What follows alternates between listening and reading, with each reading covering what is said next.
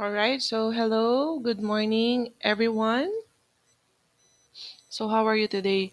So, I hope and pray, no, every time ko naman kayong nare-remind that everybody is doing good. So, today is the first day of our midterm, October 20th, 2023. So, we have our new topic for today, which is all about thinking and intelligence. So, if I'm not mistaken, we end up last term about intellectual development. So, ngayong midterm, we will start with the topic thinking and intelligence. So, I have a question here to start with. The question goes this way. So, what makes you feel good? So, I'll be giving everyone at least 2 minutes to think about the question, what makes you feel good?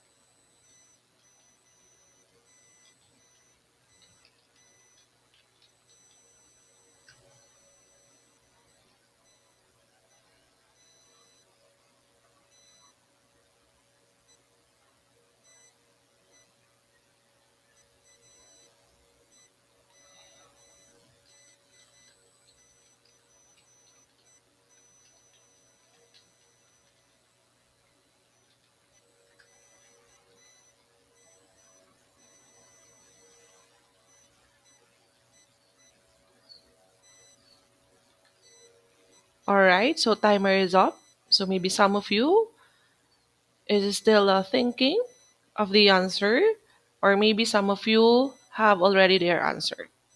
So the typical answer for a person when they hear this kind of question is that number one is related to their feelings. Okay, related to the emotions that they have at that moment based on their emotions as well. Okay? So sometimes the concept is that subjective to a person. So it depends upon the individual beliefs, or we can say the qualities and principles of a person that is thinking of that certain question a while ago. So sometimes ang nagpapagaan ng loob natin kaya tayo masaya, kaya tayo nagiging okay, kaya tayo feeling good, feeling comfortable, and whatsoever. It's simply because of the what do you call the environment the environmental levels, okay, that surrounds us. So ibig sabihin yung kalagayan ng nakapaligid sa atin, it can be the people or sometimes yung ambience, no? Ayan yung nag-help sa atin in order for us to feel good. So that's what we call the environmental level. So with that, there's a connection of that question, no, sa ating topic for today. So next slide. So what is cognition? So when we say cognition, according to cognitive psychology, this is the study of cognitive skills. Okay, cognitive skills is the other term for cognition. So cognition is the brain's ability to think, ability to perceive, to plan, to analyze, and of course, to remember. And also, cognition means concepts and their corresponding prototypes that help us quickly organize our thinking by creating categories into which we can sort new information. So, si cognition is referring to a mental process, no, ng isang tao or we can say this is the activities related to the processing, storing, and using of the information. This is started with our brain. That's why we know how to think, we know how to plan, we know how to analyze, and we know how to remember. And even to answer such questions, katulad kanina ng tinanong ko, no? Lahat kayo is may ability to think of what will be your answer. And then yung sinabi kong sagot, generally speaking, because of the environmental level, this is something to do with the daily routine or nakasanayan ng mga tao na kapag sinabing yung tanong, what makes you feel good, dumidepende sa environmental level. So that is a general answer. Pero yung iba sa inyo, pwedeng wala doon, simply because you're starting to think of what is the best answer, no, that is connected with your status at this moment. Okay? So, ang cognition or yung cognitive skills, always remember that it encompasses a wide range of activities and functions ng ating brain. So, including the perception, including the attention, including the memory, the language, yung problem solving, kasama yan, and also the decision making and the reasoning. Okay? So, according to researchers in the field of psychology, nabanggit nga natin kanina, yung neuroscience, no, cognitive science, which is studying the cognition, is they are referring to the mind of a person that works and how it influence human behavior. Okay, kung ano daw yung iniisip ng isang tao, paano yung nagfa-function, at ano naman yung nagiging impact ng iniisip ng isang tao, hindi lang para sa kanila, impact also to the other people when it comes to their behavior. Okay? So I hope you understand, no? And then we have also the schemata. So when we say schemata, this is the clusters of related concepts. Some schemata involve routines of thought and behavior, and this help us function properly in various situations without having to think twice about them. So, I will give you an example. Ano yung usual na nagiging response natin once we wake up in the morning? Or ano yung unang ginagawa natin? So, all of us is thinking of what will be our breakfast of the day. Tama? So, lahat ng tao, ayun yung unang iniisip pagising sa umaga, pagbangon niya sa kama, no, is ano yung kanyang aalmusalin. Though, pwede natin sabihin, ma'am, yung iba-iba po yung kanilang iniisip, iba po yung kanilang plan, no? Nangyayari yon. Pero, common answer or common action ng isang tao is to have the meal of the day, which is one of the meal of the day, which is the breakfast. So, yung clusters of related concepts doon is yung the person wake up early in the morning connected with what? The breakfast. Magbe-breakfast siya. So, that's schemata. Ano yung relationship ng pagising mo sa umaga and then the breakfast. So, this is the cluster of related concept because they are connected. Okay?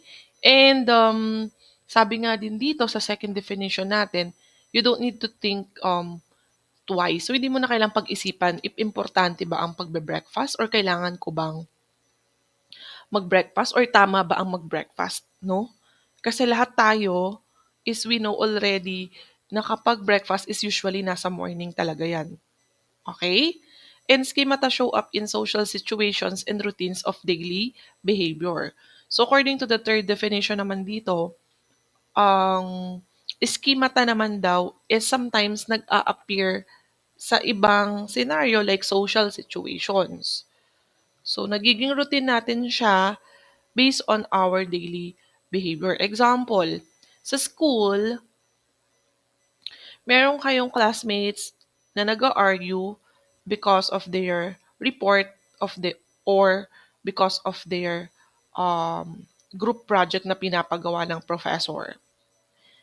And then, the cluster of related concept or yung schemata natin na dapat nating ma-hit is that you as a person, the first thing that you need to think is paano mo patitigilin yung classmates mo na nag-argue or having a misunderstanding. That's the first thing that you need to do. According to the cognition, this is the ability of the brain to think, no, to perceive and to plan. So what you will do pag nakakita kayo ng classmates or nakita niyo yung classmates niyo having their argue, of course, the normal response is that kailangan natin sila mapastop ng pag-argue. Okay? So, this is the routine. Ibig sabihin, kasama na sa buhay ng tao, ano yung usual, no? Ano yung common response dapat natin na ginagawa sa iba't ibang situation, which is very common. Okay? Na kung saan nakikita yung behavior ng isang tao. Okay? So, that is schemata. And we have also the language. So, communication system that has both a lexicon and a system of grammar. So, are you familiar with the word lexicon? If not, para mas mabilis ninyo maintindihan, this is something to do with the vocabulary of a person. So, in connection with the topic thinking and intelligence, ang hirap nga naman mag-express ng sarili. Ang hirap nating ipaliwanag minsan our emotions, ano yung nasa isip natin, ano yung gusto nating i-deliver, once naglalak tayo ng vocabulary. So part sa thinking and intelligence yung language, wherein dapat ang vocabulary natin is malawak. It doesn't mean you need to speak in English fluently. It doesn't mean kailangan uh, makata ka para makapag-deliver ka, no, ng gusto mong i-express to someone or gusto mong i-communicate, but language is pertaining to the vocabulary of a person. You can speak because you know how to read, you know what's the word that coming from your mouth, you know what it means. Okay? And language acquisition occurs naturally and effortlessly during the early stage of life. So, totoo to, no? Kapag medyo bata-bata pa tayo, talagang sometimes, kasi fresh pa yung mind eh. Naniniwala ba kayo doon? Na kapag medyo ang edad natin ay from childhood, no, yung parang fresh pa yung mga informations na pumapasok sa utak natin, very natural yung lumalabas sa bibig natin, the way we express, the way we explain, effortlessly eh.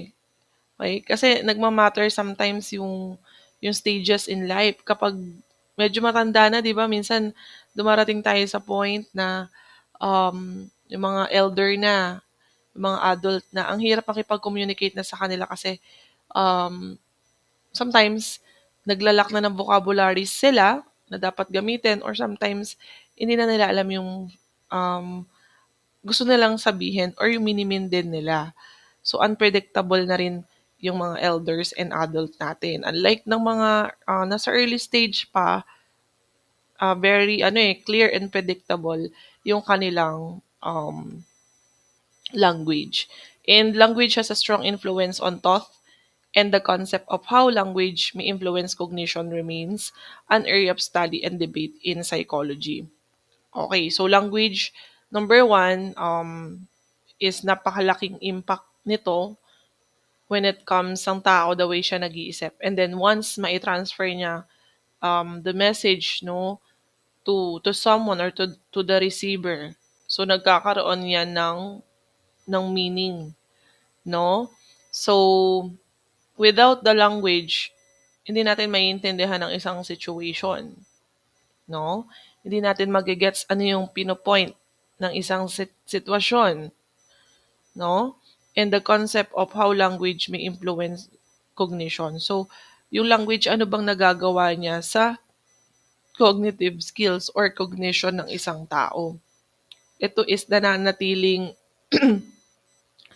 a debate in psychology kasi hindi pa rin nila um, nakikita clearly, though they have the idea, kung ano yung nagiging impact naman ng language sa cognitive skills ng isang or cognition ng isang tao. Pero maliwanag dito na when it comes to cognitive skills of the individual, since this is the matter of thinking, planning, analyzing, perceiving, and remembering, mahalaga yung um, binubuo na thought sa mind natin. Okay? So, we have another one, problem solving. Thinking, no? Balikan natin yung topic thinking. Ito yung madalas pinag-iisipan ng matagal na panahon, no? Ng isang tao once they need to address some issues and problem in life. So, the thing is that, paano ko nga ba maiisip yung solusyon sa problemang 'to? So, yung cognition natin nagfa-function na, 'no, kung mapapansin natin. So, many different strategies exist for solving problems. So, marami tayong platform or ways so that we can address a certain problem. Puwedeng personal problem, puwedeng academic problem, um puwedeng interpersonal or intrapersonal problem, madami, eh, at lahat tayo nakakaranas ng problem, okay. So, typical strategies include trial and error. So, sa problem solving, kasama na rin daw dito yung it's not a mistake naman kasi if you will try something new, na even you are unsure kung ito ba ang magiging solusyon sa problema, is, sabihin natin hindi pagkakamali yan. That's why it includes, 'no, the strategy, the trial and error. So, though may risk in order to address some issues, pero at least nasubukan, nakita yung outcome. Applying algorithms and using heuristics. Okay? So, tayo kasi sometimes, or most of the time, ayun, takot na takot tayo sa pagkakamali, 'no? Pero in the context of problem solving, puwede tayong, um, gumamit or mag-apply ng isang solusyon na kahit hindi ka sure, at least sinubukan mo. Kasi hindi mo masasabing nag-work yung isang ano, solution kung hindi mo sinusubukan. 'Di ba, paano kung mag-work, 'di ba? Paano kung mag-work 'yun, hindi mo tinry, okay. So, to solve a large, complicated problem, it often helps to break the problem into smaller steps that can be accomplished individually, leading to an overall solution. So, kapag ang problem kasi minsan merong maliit lang, merong malaking problema, 'no, na tayong kinakaharap most of the time. So, learn to ano, um in this topic, thinking and intelligence, you need to think of the first step that you need to do. No, pwede naman yan hindi isang bagsak masolusyonan mo eh. Pwedeng ano, 'di ba? We have a song, one step at a time. There's no way to rush. I don't know if okay yung lyrics ko, pero may title ng song na yan eh, if you are familiar. So, sa pagsosolve ng problem, puwede rin tayong, mag-step by step, na pagbibigay ng solusyon. It can be large or it can be how small the problem is, puwede nating himay-himayin, okey? Hanggang sa matapos natin yung outcome, makita natin yung outcome dun sa ginagawa nating effort for the solution. So, number one kasi that you need to do kasi is, regardless if, small or big problem, 'no, yung kinakaharap natin as a person, number one na kailangan nating makita is identify the problem first. Ano nga ba yung problema? Okay, kailangan alam mo muna yon. Kasi kung hindi, paano mo iwo-workout kung unfamiliar ka with the problem? Problem mo is bagsak ka halimbawa sa isang subject. So, after nun, what you will do after mo ma-identify yung problem, you need to, what?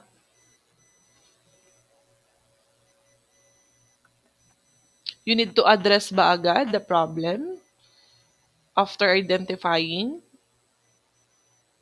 You need to collate informations. So, what do you mean, ma'am? So, kanina sa example natin, kung bagsak ka sa isang subject, in order to collate informations, you need to ask your professor. Ano yung naging status mo sa class? No? Malaman mo, baka naman marami kang absences, marami kang late submissions, or sometimes, hindi ka na nagpaparamdam din sa klase. Even recorded lesson, hindi mo naman din talaga pinapanood. So, naka-monitor pala kayo. Namo-monitor ng professor ninyo those students who are honestly watching the pre-recorded lesson. So ngayon, nalalagyan ka ngayon ng puntos. Okay? Whether minus points or sometimes zero. Kasi wala ka namang effort na ginawa eh. 'Di ba? So collate information. Bakit? Okay? Bakit ka bumagsak? And then last thing that you need to do to solve your problem based on my example is to what they call this one, you need to gather, ayon, you need to gather the information to formulate a solution. So, sinagot ka ngayon ng professor mo sa mga naging INC or incomplete mo during the class. So, ngayon, magpo-formulate ka na with that by means of asking kung may second chance ba, ano ba po ba yung dapat isubmit ko para makahabol? Ano po bang dapat kong gawin para kuha po ako na kahit pasang-awang grade? Alam ko pong bagsak ako, pero paano po bang ways? So, nagpo-formulate ka na ngayon ng solution by means of asking your professor, ano ngayon yung gagawin mo? Okay, ngayon, pag nag-response ang professor mo at nag-meet halfway kayo, so na-address na natin yung issue or yung problem. So, nakikita nyo dun sa ano natin, example, step by step kayo. Hindi kayo pwede kasing mag-address ng problem na hindi nyo hinihimay-himay yung dapat ninyong gawin. Sabi nga nila, think before you click. So, once we address problem as well, pag-isipan mo ng maigi. So, that is part also of cognition. Okay? You need to um, think twice, thrice, no? Sa pag-address ng problem. Okay? Unless yan yung mga daily routine, gaya ng sinabi ko kanina, the person is taking his or her breakfast pagkagising. Hindi na yun pinag-iisipan kasi lahat tayo kailangan nating mag-take ng breakfast. Okay? So, roadblocks to problem solving include mental set, functional fixedness, and various biases that can cloud decision-making skills. So, sometimes nahihirapan tayo solve ng isang problem. The reason is yung status ng ano natin, our mental set. Kaya bang magproseso, kaya bang mag-isip? Kasi sometimes ang tao kapag problemado, and then may problem pa na kailangan i-address kasunod nun, hindi niya ma-address agad yun kasi problemado siya. So, yung mental state niya, bombarded. So, hindi makakapag-function ng maigi. And sometimes, nangyayari, kapag kailangan na ma-address yung isang issue, nagiging bias siya doon sa solution. No? Yung parang madalian or mabilisang desisyon na lang ang ginagawa kasi kailangan nang ma-address yung issue.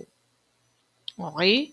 So, di ko na kayo bibigyan ng example dyan. Meron kayong pwedeng ma-relate sa buhay ninyo ngayon na nag-decide kayo, ma'am, no choice eh, on the spot na talaga na kailangang pagdesisyonan. Wala nang time para mag-isip. Hindi ako naniniwala doon sa hindi na kaya mag-isip. We can think about it. Nagiging problema lang is baka kasi bombarded ka ng may una pang problem na hindi na-resolve and then ito na naman, mahirap talaga yun. Okay po? So, next is we have the intelligence and creativity. So, intelligence is a complex characteristic of cognition. According to Sternberg, he generated a triarchic theory of intelligence, and Gardner posits that intelligence is comprised of many factors. Okay? Still others focus on the importance of emotional intelligence and creativity seems to be a facet of intelligence, but this is extremely difficult to measure objectively. Okay. So what is intelligence and creativity connected to each other sa lesson natin?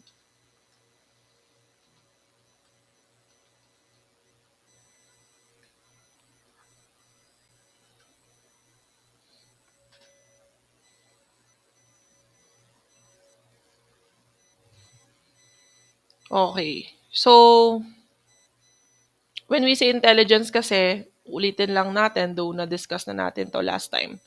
Intelligence is referring to the capacity no, ng isang tao to apply knowledge, reason, logically understand complex ideas, ayan, in solving problems as well, and adapt to new situation. So, ang characteristic ng intelligence is associated with cognitive abilities, yung cognition na binabanggit ko kanina. So, including the memory, thinking, and the ability to learn and apply knowledge. Okay? And yung kay Gardner or si Mr. Howard Gardner, so ang theory niya when it comes to intelligence, may mga multiple types tayo ng intelligence such as nabanggit din natin to last time, yung linguistic, logical, mathematical, spatial, interpersonal intelligence, and so on. So it manifests in different ways. So, ibig sabihin natin, if a person has already the knowledge or the reason on how he will apply um, that knowledge to a certain situation, ibig sabihin lang po, hindi mag end doon yung intelligence na meron ng isang tao. Because kung sasamahan na natin siya ng creativity, we need to think of outside the box, if you are familiar with that. So, hindi na yung common, laging titingnan natin, yung common response. Hindi na yung, ito yung usual ito yung dapat nating gawin. Pero, kung titingnan natin, the creativity, nagmamatter siya because we need to stretch and adjust more of ano ba yung pwede mong isipin aside from the common and normal um, situation, sa normal situation. Creativity is the ability to generate novel or mas familiar kayo sa tinatawag na valuable ideas. Okay? It involves yung creativity daw, thinking beyond established norms and convention to produce something unique and innovative. Okay, so balikan natin. So if you will think outside the box, ang kalalabasan ng outcome sa isang sitwasyon, unique and innovative. Tama? Kakaiba. Kasi hindi usual the way ka nag-iisip eh. I will give an example sa reporting ng mga estudyante. All of you, pag sinabing reporting, you will create your report through PowerPoint presentation. Pag binigay sa inyo yung topic, research, research, research, that's it. Then present, present, present, present sa professor. Explain, explain, explain kay professor. Okay? Pero kapag sinabi na natin ng creativity, yung report mo, hindi lang yun yung inaasahan sa'yo ng professor mo. Hindi lang yung um, may PowerPoint ka, hindi lang yung nakapag-explain at nakapag-research ka, may kakaiba sa report mo. And that's the creativity. Okay? Because creativity involves the characteristic of originality and flexibility. Okay? Kumbaga, hindi ka na tumambay dun sa common. Though that is really good kasi part ng intelligence natin yan eh. We know how to think. Pag sinabing reporting, alam mong gagawin mo. Sa tagal nyo pa namang naging estudyante, alam nyo na pag sinabing reporting. Pero pag nilagyan na natin ng creativity, what's something new with the report? 'Di ba? So yan yung pwede ko sa inyong mabigay na example about intelligence and creativity. Always remember the word think outside the box. So kung kanina meron tayong question, balikan natin, what makes you feel good? And then all of you has the common answer. inaantay natin dun sa tanong na yun na may ibang mag-answer na kung saan they will elaboratively give a story behind of what makes them feel good. 'Di ba tayo kapag tinanong ng what makes you feel good, dalawang words lang, period, tatlong words, period. Pero kapag you will think outside the box, you will tell something different. It can be a short story. Hindi mo naman kailangang mag-telenovela, no? Anyway, this is just an example, ha? Pero not all throughout, i-apply nyo to sa lahat ng sitwasyon. But I'm just giving you the idea of intelligence and creativity. Okay? So, with that, before we end our session, I want to leave this quotation to all of you.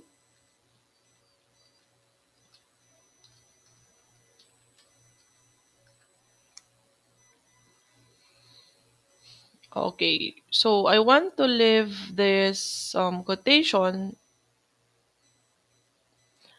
that imagination is more important than knowledge, for knowledge is limited, where imagination embrace the entire world. Okay? Imagination is more important than knowledge, for knowledge is limited, where areas of imagination embrace the entire world. So that's according to Albert Einstein. So I hope you have learned something from today's lesson. And I want you to check our Google Classroom for your sit work number one today. And be mindful for the submission of your sit work. So that's it for today. Thank you, everyone, and God bless you all.